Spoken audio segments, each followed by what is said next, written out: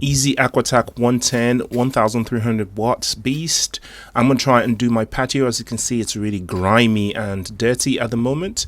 What I've done is I've actually doused it with a little bit of water just so that I can loosen some of that stuff. And what I'm doing here is I'm negotiating sort of a midpoint between surface area and intensity. So with this particular nozzle, you have to go pretty intense to get the stuff out in one go, as you can see. So yeah, it's a kind of compromise. You know, the thinner the strip, obviously the longer it takes to actually finish each surface area, each square. It took me about, I don't know, 15 minutes to get about 35 squares done.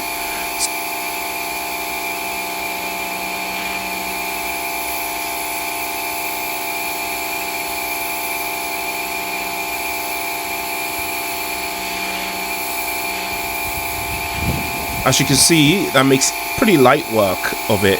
It's actually quite therapeutic to do this when you have some time. It's, you know, I have my music in my ears. It's loud, but, you know, I can still hear my podcasts and stuff, so that's fine. As you can see, I've got quite a few of them done now. That took me about 15 minutes. Look at the difference between the clean and the not so clean part of the patio. Yeah. I'll just show you what it looks like as it dries. It gets even brighter. You can see the difference even more as it dries. I even got a bit of the wall done there. The walls are much easier to do, and when they dry, they're going to look much brighter than they do now.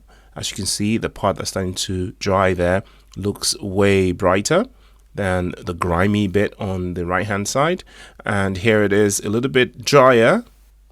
Massive difference. So I'm going to go ahead and do the rest of the patio now. I'm very happy with this product.